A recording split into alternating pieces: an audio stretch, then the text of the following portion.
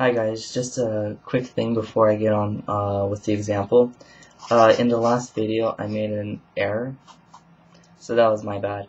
The electric field is not equal to kq dq over r squared. It's equal to k dq over r squared. So the electric field is going to be changing based on the charge, and is not dependent on another charge. That would be force. So sorry again, I'll just rewrite the equation. dE equals k dq over r squared.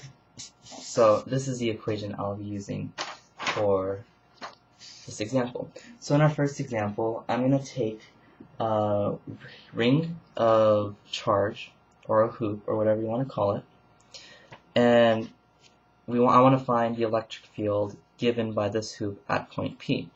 So just a few things. If I take a small piece of this hoop, I will have a charge of dq and I'll have a charge of ds. This is important for the calculus part. The entire charge on the hoop is q. The center of this hoop is positioned at point O, and the radius of this, I'll write it better, is a. The distance a, and the distance away from point P is given by x. And point P is perpendicular to, if you draw a line from P to O, it is perpendicular to the plane of the area of the ring. So I'm just going to draw in some more stuff into the picture. Here we know that if we're calculating electric fields, they have to be from the hoop to point P. So this is the distance away that the electric field is. Now if we calculate the electric field, or if we draw our force diagram using electric fields, this one is going to be an electric field in this direction, and I'll call it E1.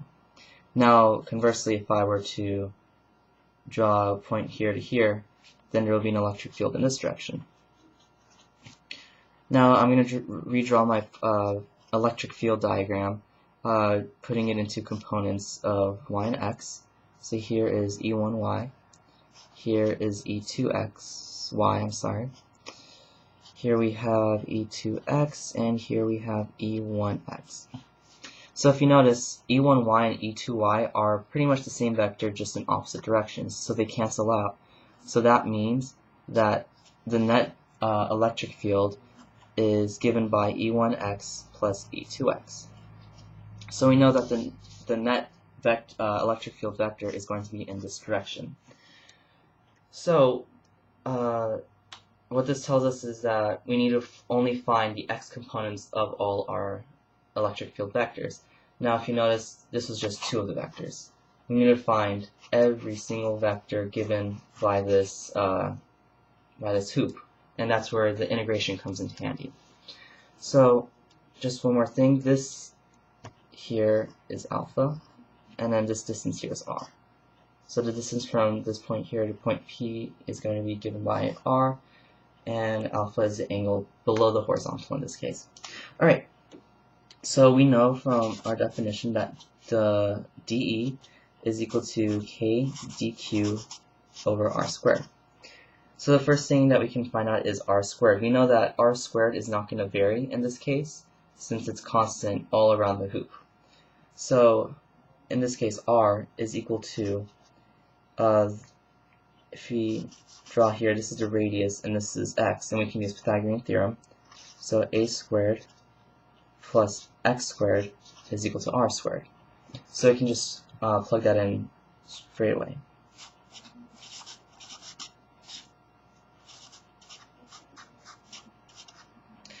So now we need to find our electric field in the x direction. So our electric field in the x direction is equal to dE cosine alpha. Cosine alpha is equal to adjacent over opposite, or hypotenuse, I'm sorry.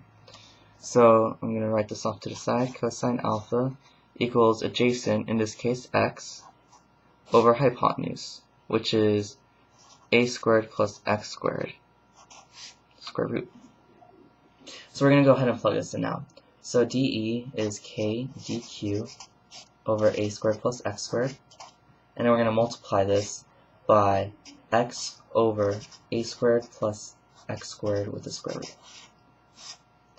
So we can recombine this and we get kx dq all over a squared plus x squared to the 3/2 power.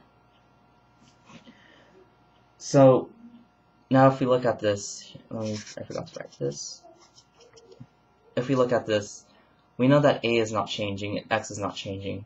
X represents the distance away from the center of the circle and a represents the radius. So we know that's not going to change, and therefore this x here doesn't change also. So if we were to take the integral on both sides, for the integral of dx, we can just take this entire term out in front,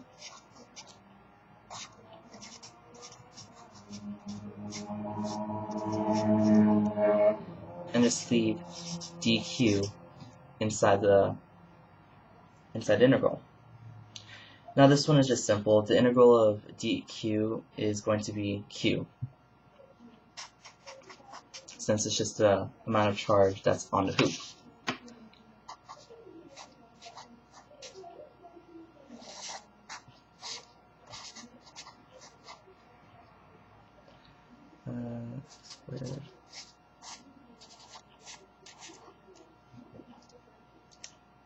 And yeah, this should be our electric field. Sorry, I completely forgot that I need to keep going up. Anyways, this is the electric field at some distance p.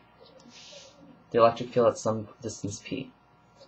Now let's assume that we have a very, very, very small radius or a hoop, so small that a essentially goes to 0. Then if that is true, we get kxq over x squared to the 3/2, which then becomes kxq over x cubed, which then becomes kq over x squared, which makes sense. If you imagine this, we have a point charge with an electric field in this direction, and this is x. So if we assume that the hoop became a particle, then we find that the electric field holds true. So therefore we know that the electric field given by a ring, a charge distribution on a ring, is given by the equation kxq all over a squared plus x squared to the 3/2 power.